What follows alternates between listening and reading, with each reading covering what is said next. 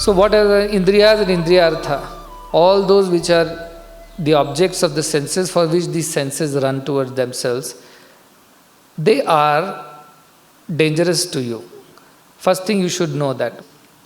You watch your own life because your eyes, nose, ears, mouth, touch, smell, taste, all these things. How many times you have suffered, you write down. How many times you have suffered because you spoke unnecessarily, you saw unnecessary things, you heard some scandalous talks, or you talked scandalously, or you touched or tasted things which were not appropriate. You go back and think for yourself. How many times it has made you happy and how many times you felt terrible about all these things. Think for yourself. So that should demotivate you from engaging too much with the indriya and indriyartha. Because now you know its nature. That its nature is to lure you, to tempt you, and to kind of drag you into them without you realizing. It says kama, krodha, udbhavam, vegam. It comes very quickly and takes you before you realize what is happening. You are walking in the market and you are talking to somebody carelessly. Just then, without you realizing, a car came by and all the splash on your clothes. Very quickly it happens. Before you can react, these things have happened. And how many times it has happened in the past? Think for yourself. Through one sense or the other, you have suffered. I said 5 senses are Shabdadibhi panchabhireva pancha panchattva swagunena bandha kuranga matanga patanga meena bhringa nara panchabhiranchita kim. Each one senses only, all these animals have suffered like anything. In fact, they met their death itself because they could not control that one sense. So you think for yourself. How many times you almost got into trouble, you almost got into your own ruin, you almost got into your own destruction because of having dragged by one sense or the other. So are these senses worth giving attention to is the whole question. How do you use the sense? How do you use a blade? How do you use a knife? Carefully you use. You use it only for the purpose. The knife's purpose is to cut fruits, not to cut your finger. So you know how to use the knife. Knife can cut. First realization is what? This knife can hurt us. It can cut us. At the same time, I need the knife. For what? To cut vegetables, fruits, or whatever I am trying to cut. So can I throw away the knife saying that I don't want to have the knife because knife can cut my finger, so I don't want knife. So how will you cut your fruits and vegetables? Then you have to keep eating. This much pumpkin you should take and put it in your mouth and eat. How is it possible on earth? You need the senses, like you need a knife. But then how to use the knife, you have to learn. If you don't know how to use the knife, then you will cut yourself. Therefore, analyze what these senses are all about.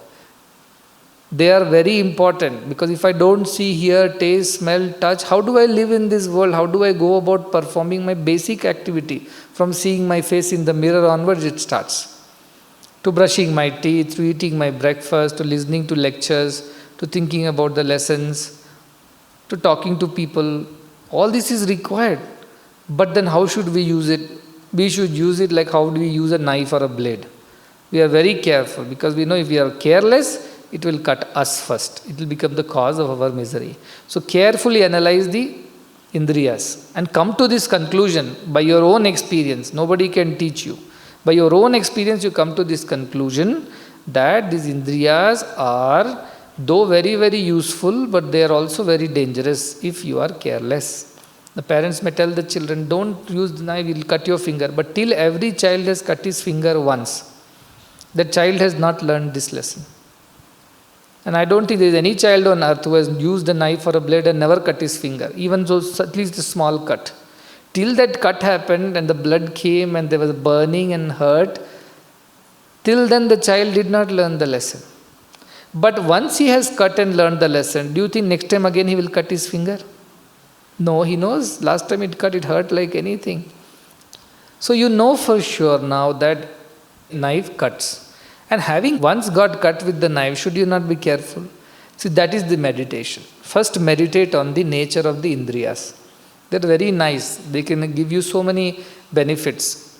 Like knife can help you with so many benefits are there. But their very nature is very, very sharp and they can cause damage if you are careless, if you don't know how to use the indriyas. If the indriyas are not in your control, they can do more damage than help to you. That is the first thing you have to learn. Therefore, meditating on the nature of the indriyas and looking at your own life, how any time you are careless with your indriyas, you have suffered. You suffered is one thing, and people around you also suffered because you spoke out of turn, spoke things which were not nice, you did things which hurt others. So it's not just about damaging yourself, you also damage everybody around you. Therefore, you have to be very careful with indriyas. That is the first step of indriyas and indriyarthas. Very attractive, very useful, at the same time very dangerous if you are not careful. So that meditation should help you the first. Now what should you do the next level? You see, indriyas, of course, they are very, very dangerous. But who is the driver? Who is behind these indriyas, you have to ask. How does these indriyas work? How do I recognize these indriyas? The eyes, nose, ears. You all know that when you see something, if your eyes were the ones which were seeing, then after closing the eyes also you see that thing. Now you see anything that is there in front of your book. Now close the eyes. Can you see the book in your mind again? You can see within yourself. How do you see dreams? Because that time physical eyes are closed, but the mental eye is open. And that is called mind, which collects the information inside. Outside information is one thing. It collects the information inside. And only when the information is collected inside, do we react outside. Like when we study the boring subject which we don't like. Then what do? Our eyes are open, our ears are open, but nothing is getting collected inside. After 1 hour of the lecture, what happens? Not even one word you know about what happened. By the time the lunch time comes, you have forgotten completely that you even attended the lecture. Why? Because your eyes were open, your ears were open, you were awake, but your mind was not collecting any information. It was not storing. Why? Because you are not interested in it. So you are simply sitting like a statue, looking this way, that way, doing something. You are in the class. Not one word went inside your head. Why? Because your eyes were seeing, your ears were hearing, but the mind behind it was not involved at all. It disengaged from the senses. Therefore, till the mind gets involved with the sensors are harmless. Only when mind behind gets involved in the senses, then only senses get the power to do what they are doing. Therefore, more powerful than senses is mind. Because unless mind is there, there is no point in senses can't do anything on their own. So many things we see, we forget. So many things we hear, we forget. So many things we have done and we have forgotten. Why? Because mind was not very involved. But there are things which we have done and we cannot forget. There are things that we have seen and we cannot forget. There are things that we heard we cannot forget. Experienced and cannot forget. Why? Because those were the times when mind got totally involved into it. So many things we have seen. Every day there are more than 16,000 thoughts that the mind undergoes. 16,000 unique thoughts. Can you believe from morning till night, 16,000 thoughts are passing through your mind which are unique. And repetitive thoughts, it may run into a lakh, we don't know. But minimum 16,000 thoughts are coming from waking up, okay, it's 5 o'clock in the morning or 4 o'clock. That is the first thought. Second thought, I have to go brush. Third thought, fold the bed sheet. Like this, you keep putting thoughts together. At least 16,000 thoughts are there in your mind. At the end of the day, you tell me how many things you remember? Hardly anything. And except those where your mind got fully involved in doing the activity. All other thoughts have vanished from your mind. Because you just didn't pay attention to those things. Or they were routine thoughts which don't need special attention. But anything exceptional happens, anything different happens, your mind captures it. So mind is very powerful because though indriyas are doing all the work that you're doing. Do you remember today how many times you brushed, how many times right, how many times left? Do you even remember you brushed or not? You remember hopefully. If not, ask your neighbor, he will tell you.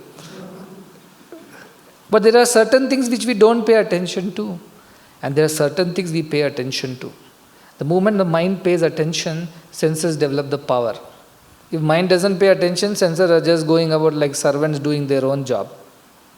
They don't do. Like brushing is happening, eating is happening, bathing is happening, wearing your clothes, walking around, coming here, going. All this is just happening. In this, the mind is not so involved. But the moment mind gets very involved, you saw a movie and one scene you remember now. And every even night dream, that scene is coming. Every waking sitting moment, that thought is coming. You read a book, something you read which has got stuck in your head now.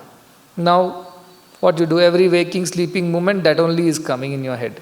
Now that will create the impulse for the senses. Because dhyayato vishayan punsa. If you don't do dhyayato, vishayan will not trouble you. Who is dhyayato? Mind is dhyaya, mind is thinking, senses cannot think.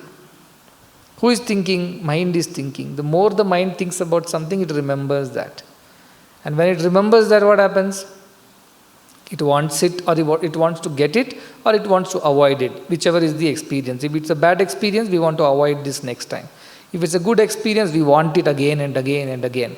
This is where the mind comes into picture. Then you realize, oh, poor senses are like the knife. They are dangerous, no doubt, but there is somebody behind who cuts. And that is the mind. If this mind is careless only, there is a problem with the senses. If mind is careful or mind is not involved, both are okay. If mind is not involved, you are going about doing your routine things. So many things you do routinely and there is no danger there. Or if there are exceptional things that have to be done during the day and mind is careful, then also it is okay. The problem is when mind is careless. That is when the indriyas go haywire and suffer. So next thing what you know, indriyas themselves are dangerous, but more dangerous than indriya is the mind.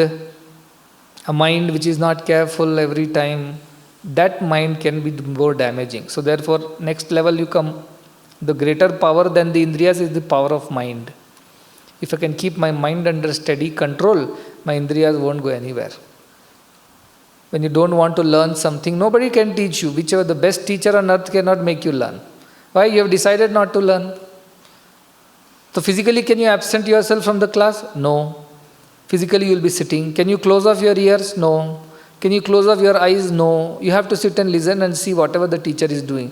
Then why did you not learn? Because you decided that you will not let your mind involve with your eyes and ears. And so you learned nothing after 1 hour of lecture. So mind is more powerful than senses. So think like that. Okay, so I have to, senses is one thing, but beyond that there is a mind which is more powerful and dangerous. I have to be careful about this mind. Now analyze the nature of the mind. What does the mind do? It keeps thinking. Thinking means it recognizes things. Mind's job is only to recognize things. Like this is, it recognizes this is a female, this is a male. Two friends are walking. This name is Ramesh, that fellow's name is Mohan.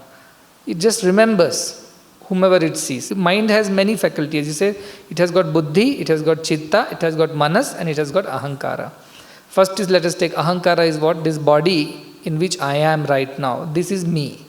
That is the ahankara. And whatever belongs to this body, father, mother, brother, sister, or subjects, books, talents, everything is mine. The I and mine is ahankara. So how we recognize this body, we recognize as ourselves, and everything associated with the body is ahankara.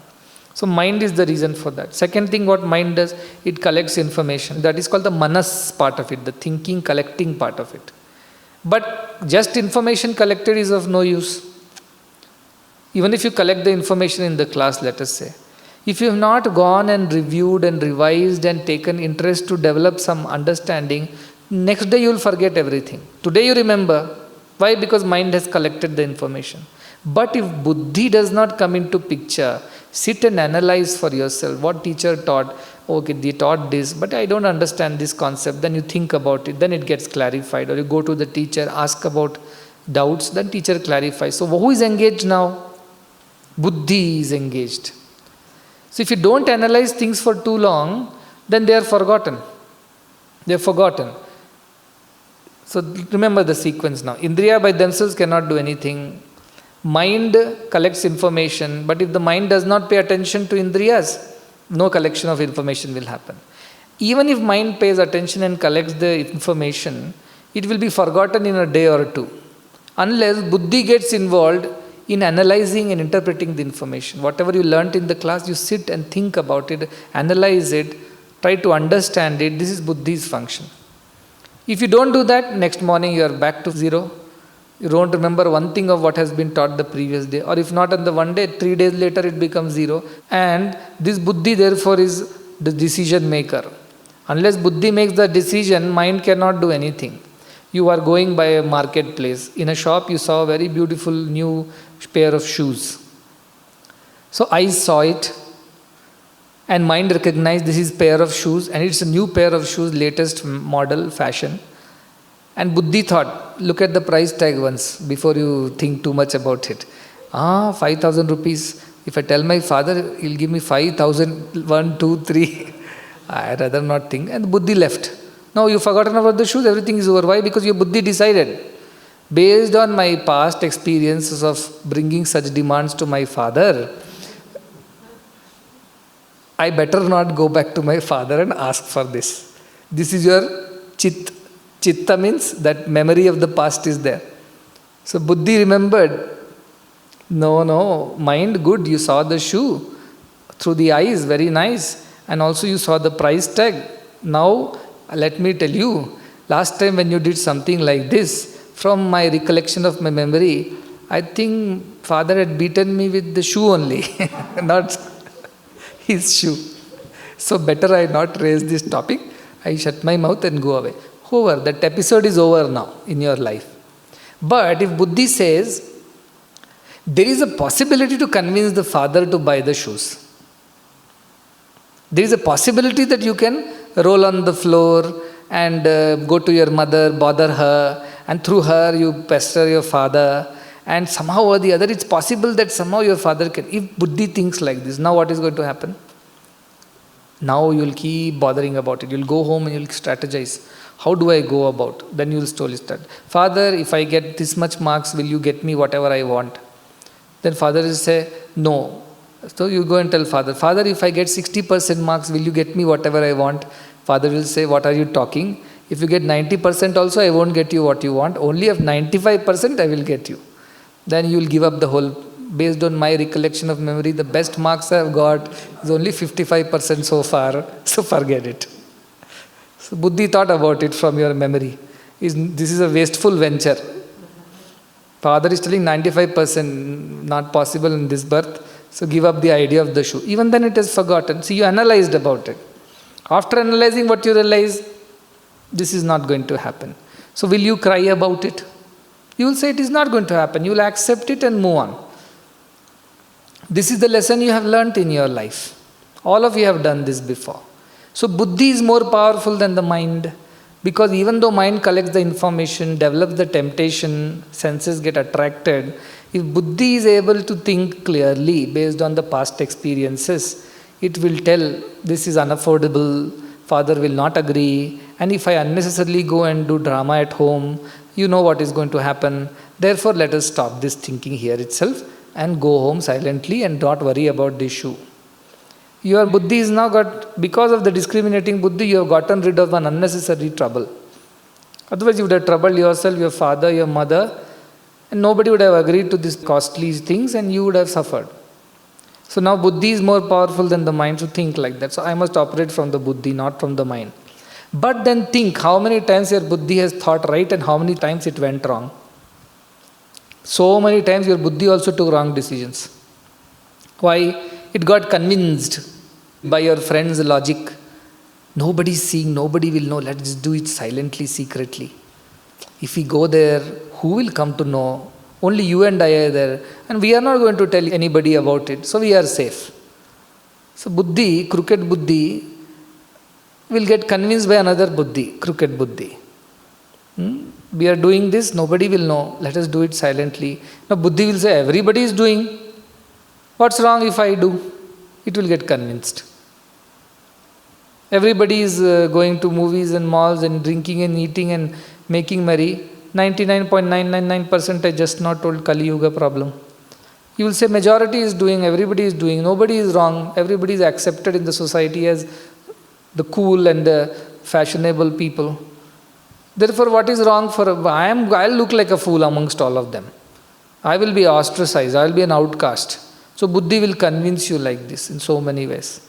And now you think for yourself, how many times you got convinced like this for this kind of logic that other people are doing, so what is wrong if I do it? 99.99% are like this only. So what is wrong if I am also like this only? Like this, if you start thinking, your buddhi will convince you. Buddhi will get convinced because of the surroundings, because of the company of the people you keep, because the other people who give you this logic, kutarkas. And then what will happen? Your personal buddhi has failed you several times in your life. It knew that this is not right. Yet it went and did that. It commanded the mind, it's okay, let's go ahead and do it. And Indriyas are slaves, they just engage themselves, finished whatever was there. And after that,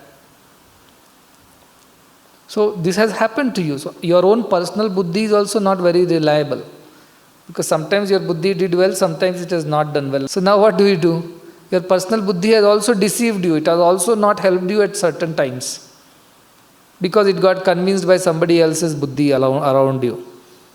Now what are you going to do? I need some support and guidance of somebody who is more intelligent than me. Suppose you don't understand what to do. What do? You ask guidance from somebody who knows it. Instead of simply you trying and failing, better it to ask somebody who knows more than you. Therefore you go to Guru Meva Vigachet, we go to a Guru. Why? Because we have understood our senses are like this, mind is like that, buddhi is like that. I need somebody else's guidance to ensure that I take always the right decision. At least if I take the decision also, I should have somebody to verify it with, some standard to verify it with. If you don't have a direct guru, then what do? Then you have to verify it against some standards. So these are the standard practices for such situations. And you compare your thinking to the standard thinking of how noble people, Yadada Charati Shrestha, how the noble people have conducted themselves in such situations. Take that as the standard example. And then you compare how your buddhi is thinking. Is it thinking along those lines, or is it thinking tangentially different from those lines of the noble people? So now what are you doing? You are further going deeper and not just relying on your individual buddhi, but on a samashti buddhi, a collective buddhi, the collective mind of the society. What is the collective mind?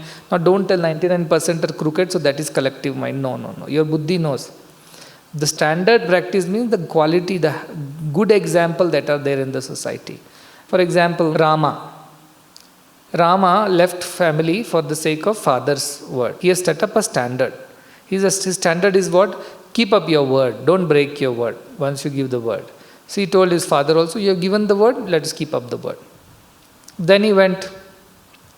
So that is one standard. So next time when something happens and you realize that you had promised something, and now if you keep up the promise, it doesn't look like a nice thing. You lose some favorite things, but you have promised, then what do you do now? So you look back. How did Rama behave? Rama kept up the word. Okay, Mata. Therefore, I also should keep up the word. 99.99% people don't keep up the word. That is not a standard. Moral standards in the society. You pick up those standards. Sticking by one's word is a value. I shall follow that. But my individual buddhi will say what? Forget it. Who remembers? Why do you want to go and unnecessarily remind? You borrowed 100 rupees from somebody. Okay, that person has forgotten for whatever reason. He's a rich person. Now your heart is saying what? Within yourself, you have two choices. One, return the 100 rupees whenever you get it. Other thing, anyway, is forgotten. He is so rich, he won't even bother 100 rupees. Who took and who did not take, he won't remember. Silent, keep quiet. That is the other buddhi. So what you will do? No. How do people behave in this situation? I told him that I will return the money when I get the money. I have got the money. I have two choices. Spend away this money, partying, eating, buying things, or return the money back because I promised. Now choose between the two.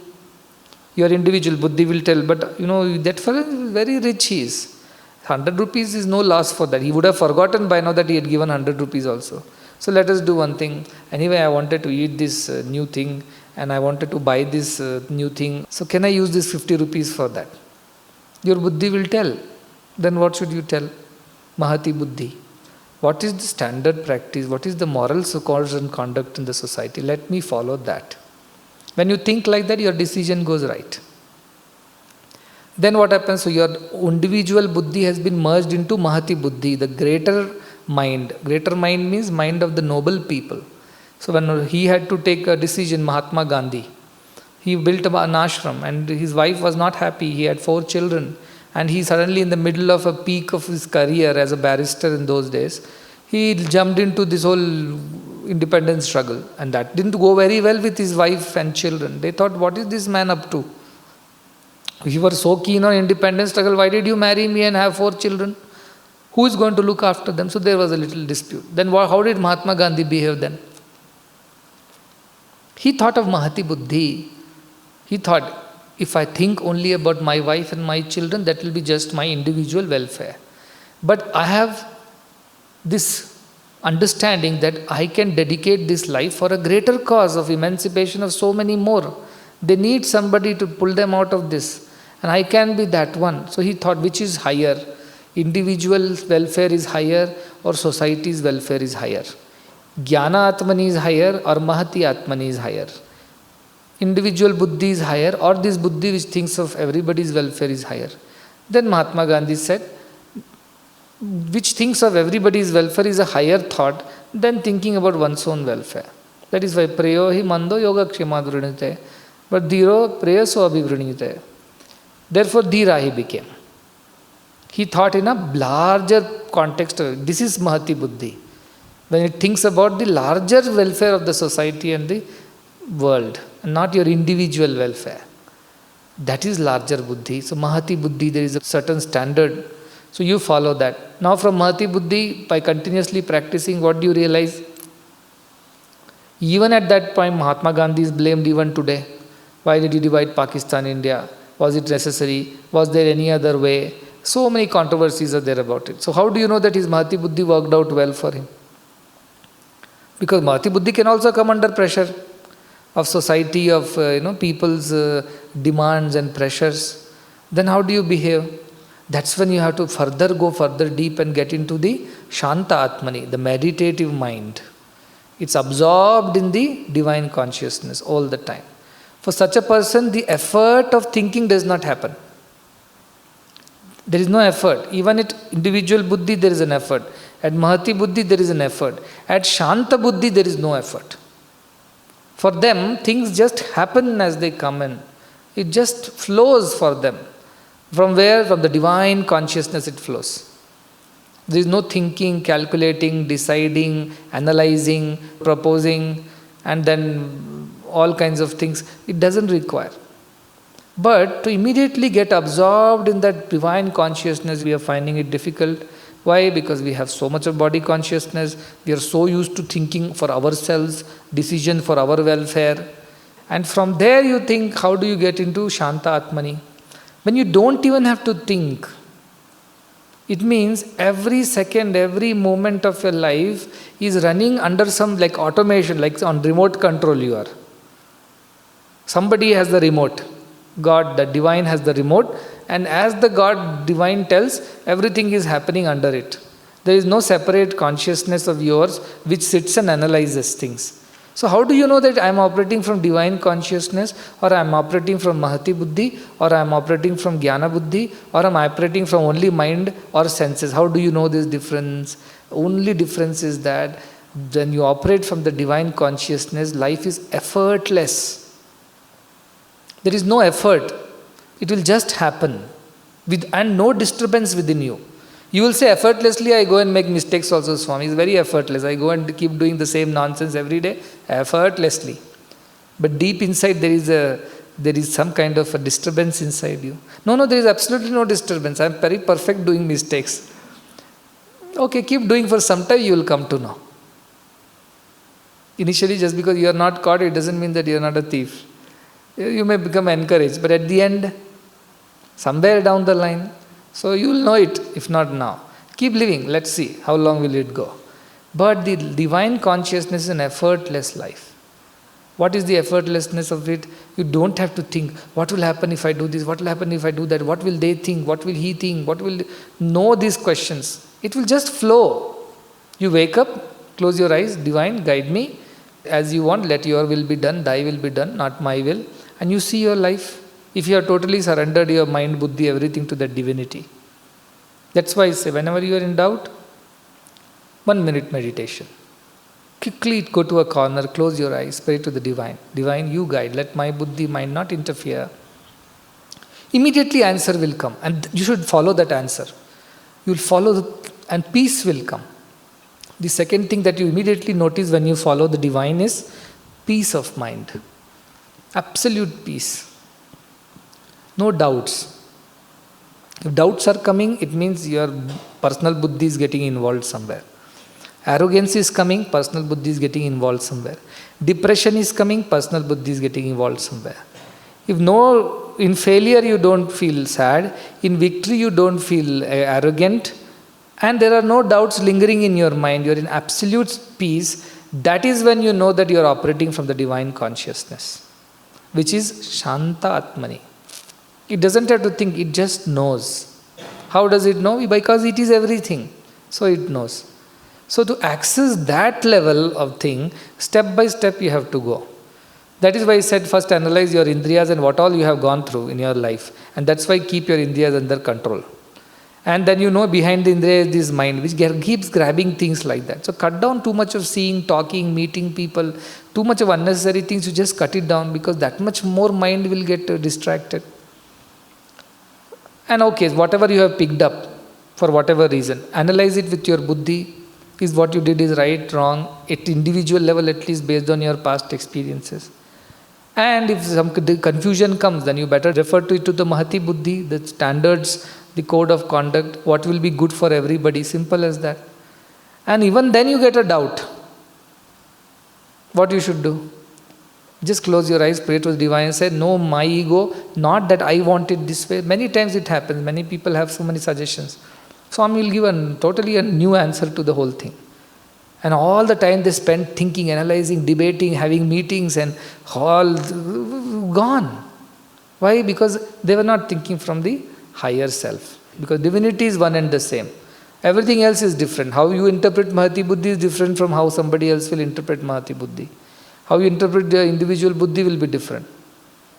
But the ultimate Shanti is one and the same. Shantatmani is one and the same for all. Because it's unmanifest. The moment anything manifests, it becomes dual. It is or it is not. That's where confusion begins. So at Mahati Atmani level also, great people who have done good to the society, many of them are basically Mahati Atmani levels. They thought of the welfare of everybody, but somewhere here and there some mistakes remained for them. However, the one who operates from Shanta Atmani, no mistakes ever happens. Why? Because everything is under great divine consciousness. It may appear to be a mistake to others because their limited Jnana Buddhi is not capable of understanding the ultimate divine plan. So what is this meditation about? First you take each piece and understand what is each piece, what we did just now. About Indriya, about the mind, its nature, about your individual Buddhi, about Mahati Buddhi, and about those times when you left everything to God and things happened. Now you have an assignment. The assignment is sit down, take a notebook, open one page called Indriya Indriyarthebhyaha, second page called Manas, third page called Jnana Atmani, fourth page called Mahati Atmani, fifth page called Shanta Atmani. Now note down all the incidents of your lives when you behaved according to Indriya Indriyartha. Those when mind got attached to something, you had not seen that thing. Personally you have not gone. But because you heard from somewhere, it got into your mind. Now you want that or you don't want that. And how your mind, was restless. And how you took a decision, whether it went right or wrong, you write it down for yourself. Then you think of those decisions when you applied your buddhi. No, this may not be right. My father will think this way. My teacher will think this way. But all this is about you and your reputation.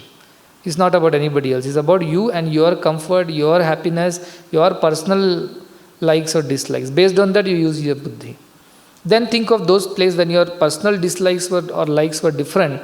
But then for the sake of the greater good of the family, society, or the larger interest of the institutions, you have acted in a certain way. And what are the experiences that you had out of that acting? that way. And then think of those times when you absolutely did not know how it all happened. You just prayed like some speech, I tell you, speak suddenly. You just don't know, you're not prepared. You don't know how to go about it. And then just you close your eyes and pray, and next 10 minutes what you spoke, you don't know. What you did, you don't know. But it has happened. Though Indriyas were acting, though mind was acting, Buddhi was acting, but none of them seemed to have remembered anything of what happened. And it came out so well, everybody appreciated. It could be anything. A bhajan that you sang, all of a sudden it went to some other level. And a thing that you are learning, like cooking or playing, and suddenly something amazing happened, which is beyond your capacity. A poetry that suddenly flowed out of you. A composition, a lecture, a speech, dance performance, take anything and see where you are not involved egoistically, you are not involved because you are trying to get accolades, but you just did for God's sake and that's it. After that, what happened, it didn't matter to you. Never a second thought came to you that did I do well, did I not do well, did people appreciate, not appreciate, did I perform well. These thoughts didn't come after that. You were just satisfied that this has happened. Think of those times. That is the time when your Shanta Atmani was functioning. When you have sincerely surrendered your mind and Buddhi to divine and said, you take over, you do what is right.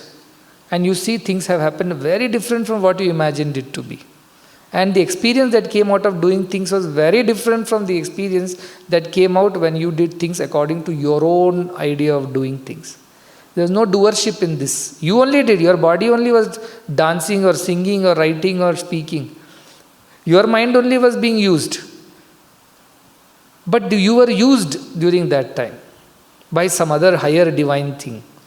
You were not having any control of yourself. Think of those times. That is meditation. That is absorption of mind. So what did happen? During that moment, when such a thing happened to you, were you sitting in a cave? Were you closing your eyes and controlling your breath? No. All this has happened as a live experience in your life. Think of that dance performance when you outperformed without your knowledge. Think of that poetry which just flowed out of your heart one fine morning without you deciding that I want to write a poetry today. Think of that speech that totally was different from the prepared speech that you came up with to the stage. Think of all those incidents when things turned out to be very different from what you had individually in a limited way had planned. And think of the experience that came of it, so peaceful, so joyful, so satisfactory, which would not have come out if you had individually prepared, used your own head and buddhi.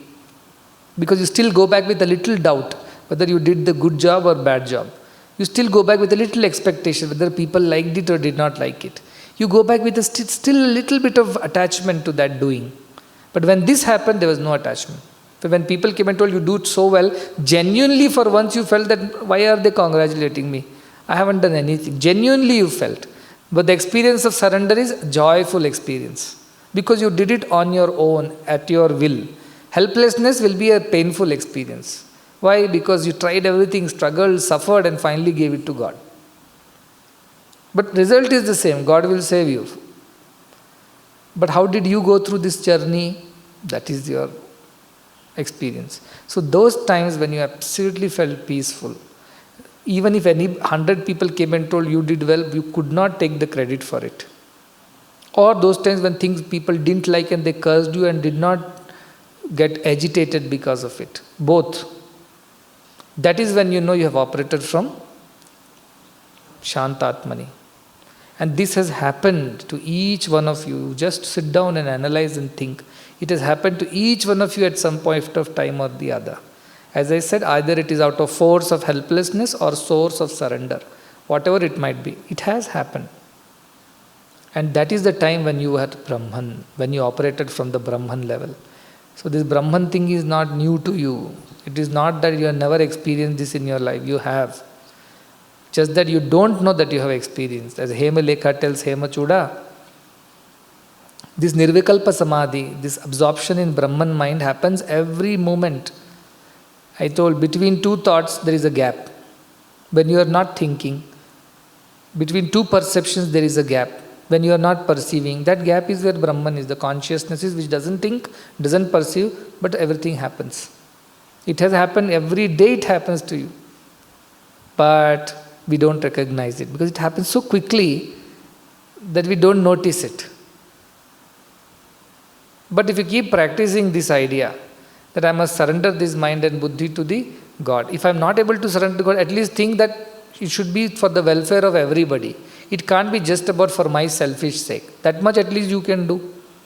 That's why I to we to he, I keep saying I is Jnanatmani, we is Mahati Atmani, he is Shantatmani. This is what it is. From selfish thinking, selfless thinking.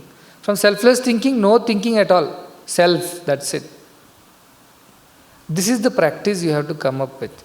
But because this body and mind has caught us for so long, this idea of doership, enjoyership is very strong. We may come and say, I am doing everything for Swami's sake, but deep down somewhere secretly we are enjoying what we are doing. Secretly we know, I am singing, I am talking, I am doing, I have done this.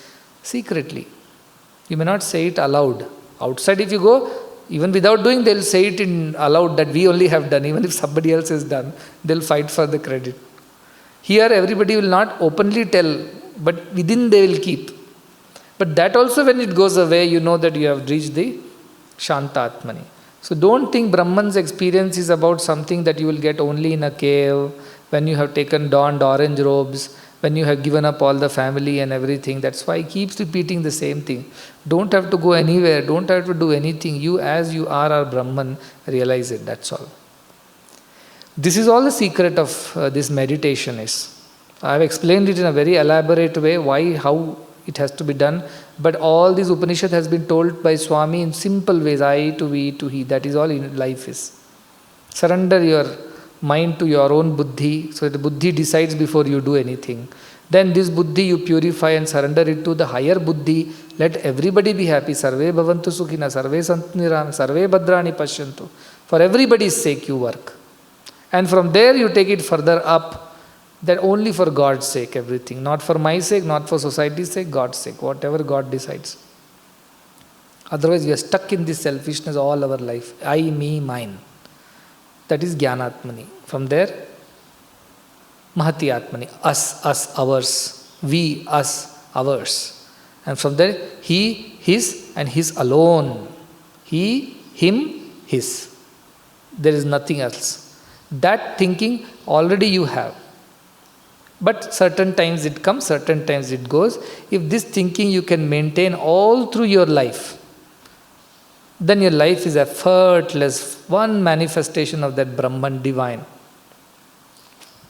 You get my point? Then good happens also, is Brahman. Bad happens also, Brahman. How does it matter to me? I did not decide to do anything. If I had decided, then I have to worry. Some people are there. We have a lot of, as I said, if you do one good work, 10 people will come to opposite. This is the nature of the world. But if you use your Shantatmani, you know there is a hand of God in everything. Pratibodha viditam matam. And because you have surrendered your mind to God and God only is operating for you, it is not your idea anything. So in good times you have done very with surrender and therefore everything good has happened, attributed to God, very good. In so to say difficult times when difficulties come, even then you should have the conviction. What? That this is not my doing, it is all done under the great divine plan of the God, because this is not my personal agenda, not my personal ambition. It is not my personal idea, not even a community idea, let everybody become Brahmagyani. No. It is from the divine will that it happens. Once you accept that side also, then you are operating at the Shanta Atmani level. Otherwise, Mahati Atmani. Mahati Atmani can go this way, that way also. And personal level, definitely 99% we make mistakes because we think selfishly.